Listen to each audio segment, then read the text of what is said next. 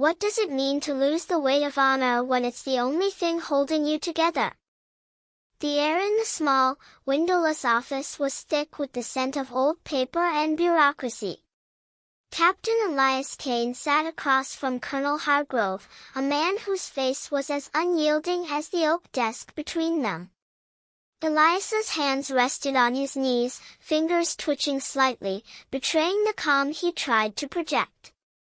His uniform, once crisp and proud, now hung loosely on his frame, worn thin by years of service and the ghosts that followed him home. On the desk lay a small, velvet-lined box, its contents glinting under the fluorescent light, his medals. 3 of them earned through blood, sweat, and choices no one should ever have to make. "Captain Kane," Hargrove began, his voice a low rumble, "you've been ordered to surrender your decorations. Effective immediately." The words landed like a grenade, sharp and final. Elias's jaw tightened, but he didn't speak. He'd known this day might come, whispered about in the ranks, a punishment cloaked in procedure. But knowing didn't soften the blow. "Why?" Elias finally asked, his voice steady but laced with a quiet fire.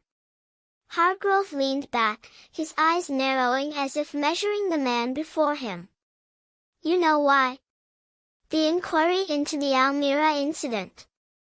The committee found discrepancies. Your actions, while heroic, violated protocol. They're calling it reckless endangerment." Elias's mind flashed to Almira, the desert village where the world had turned to ash. His unit had been ambushed, pinned down by insurgents. He'd led a counterattack, saved 12 men, but the cost was high civilian lives lost in the chaos.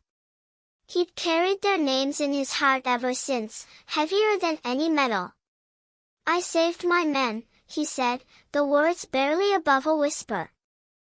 "And you disobeyed orders," Hargrove countered.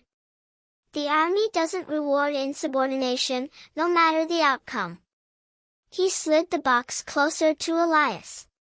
"Hand them over." Elias stared at the medals. The Distinguished Service Cross, the Silver Star, the Purple Heart. Each one a story, a scar, a piece of him. The Silver Star was for Almira, earned when he dragged his wounded sergeant through a hail of bullets. The Purple Heart was for the shrapnel that still ached in his shoulder on cold nights. The Distinguished Service Cross was for a mission he couldn't talk about, not even to himself. They weren't just medal, they were proof he'd done something right in a world that so often felt wrong. His fingers brushed the box, hesitating. "What happens after this?" he asked, not looking up. "You'll be reassigned. Desk duty, most likely. The army doesn't forget, but it moves on." Hargrove's tone softened, just a fraction. "You're still a soldier, Kane. Just without the shine." Elias wanted to laugh, but it caught in his throat. Without the shine. As if the medals were the only thing that made him whole. He opened the box, lifting the Silver Star. It was heavier than he remembered, or maybe it was his hands that felt weak. He placed it on the desk, followed by the others, each one landing with a soft thud that echoed in his chest. The door creaked open, and a young woman stepped inside. She was slight, with sharp eyes and a civilian's jacket that looked out of place in the sterile room. "Captain Kane?" she asked, her voice cutting through the tension. Elias turned, startled. Hargrove frowned. "This is a closed meeting, Ms. Lila Carter," she interrupted, unfazed. "I'm with the Veterans Advocate Network. I'm here about Captain Kane's case." She held a folder, thick with papers, and her gaze locked onto Elias. "You don't have to do this alone." Elias blinked, caught off guard. He hadn't asked for help, hadn't even known anyone was watching his case. Lila sat down beside him, uninvited, and opened her folder. The Almira inquiry was flawed, she said, her voice steady but urgent. They ignored testimony from your unit. 8 of your men submitted statements saying your actions saved not just them, but the village elders who were caught in the crossfire. The committee buried it. Hargrove's face darkened. This is highly irregular. So is stripping a soldier of their honor without a fair review, Lila shot back. Elias felt a spark of something he hadn't felt in months, hope, maybe, or at least the ghost of it. He looked at her, searching for a catch, but her eyes were fierce, unwavering. She wasn't here for glory, she was here for him. For the next hour, Lila laid out her case. She'd tracked down witnesses, combed through classified reports, even found a local translator from Almira who'd written a letter praising Elias's courage. The translator, an old man named Amir, had called him the soldier who carried the weight of 2 worlds. Elias's throat tightened at that. He hadn't known Amir's name until now, hadn't known the man had survived. Hargrove listened, his expression unreadable. When Lila finished, he leaned forward, steepling his fingers. You're suggesting we overturn the committee's decision? I'm suggesting you give Captain Kane a fair hearing, Lila said. Let his men speak. Let the truth speak. Elias felt the room shift, like the ground after an explosion. He'd been ready to walk away, to let the medals go, to let himself fade into the background. But Lila's words, Amir's letter, the thought of his men standing up for him, they pulled him back. Not to the soldier he'd been, but to the man he still was. Hargrove excused himself to make a call. Elias turned to Lila.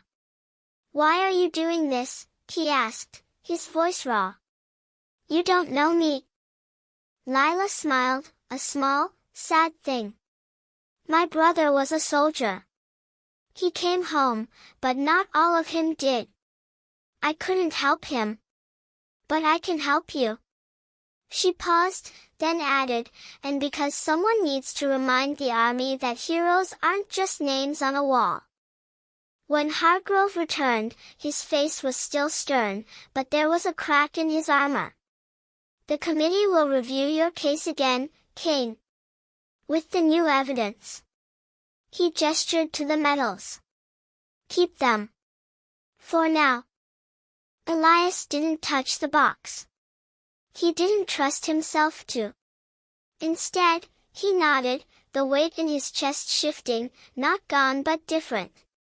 He stood, saluted Hargrove, and followed Lila out of the office.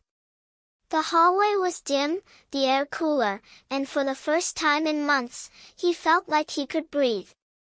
Outside, the sky was gray, heavy with the promise of rain. Lila handed him her card. Call me if they try anything else, she said.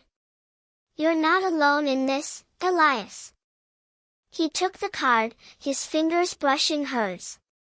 Thank you, he said, and meant it. As she walked away, he looked down at the box in his hands. The medals were still there, but they felt different now, not a burden, but a bridge. To his men, to Amir, to the parts of himself he'd thought were lost. Elias didn't know what the review would bring. Maybe he'd keep the medals, maybe he wouldn't. But for the first time, he understood that they weren't the measure of his worth. They were symbols, not the story. The story was in the lives he'd saved, the choices he'd made, the people like Lila, like Amir who saw him for more than his mistakes. He tucked the box under his arm and started walking. The rain began to fall, soft at first, then harder, washing away the dust of the past. Elias didn't look back. He didn't need to.